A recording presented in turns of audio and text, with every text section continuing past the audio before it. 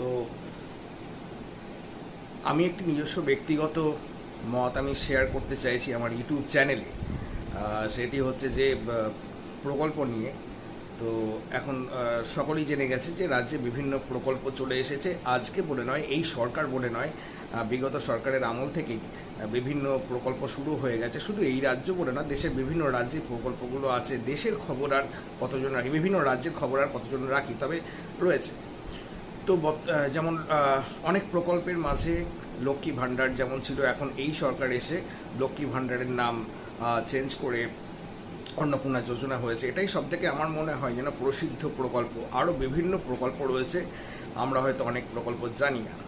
তবে যে বিষয়টি আমি তুলে ধরতে চাইছি যে আবার ইভেন বেকার যারা রয়েছে, জবলেস যারা রয়েছে, 25 থেকে 45 বয়সটা একটু এক্সটেন্ড করা হয়েছে। বছরের যুবক যুবতী যারা রয়েছেন তাদের জন্য প্রকল্প শুরু হয়েছে। তো সবই ঠিক আছে। তো বৃদ্ধ ভাতা, বিধবা ভাতা সবাই জানেন।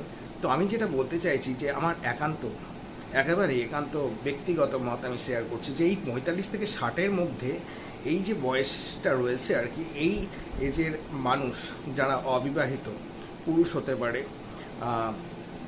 মহিলারা পাচ্ছেন, অন্নপূর্ণা ভাণ্ডারে পেয়ে যাবেন। বিশেষ করে পুরুষ আছে হয়তো প্রচুর রয়েছে, এবং পরিবার রয়েছে, বিশেষ করে পরিবার রয়েছে যারা নাকি রিক্সা চালাচ্ছে বা হকার রয়েছে, এবং সবজি থেকে শুরু করে বিভিন্ন দোকানপাট রয়েছে, সেরকম আর্নিং নেই। তো এই এই এই যে গ্যাপিংটা রয়েছে, তো এই 45 থেকে 60-এর মধ্যে পরিবার হতে পারে বা একক একজন ব্যক্তি হতে পারে।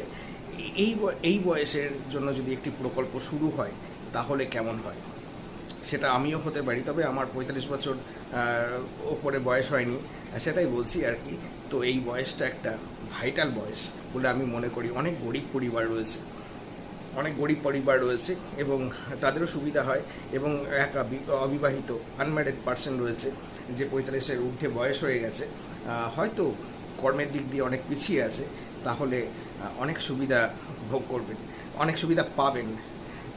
সেটাই বলছি, আমার নিজস্ব মত আমি তুলে ধরলাম আমার ইউটিউব চ্যানেলে, একেবারেই ব্যক্তিগত মত। ধন্যবাদ।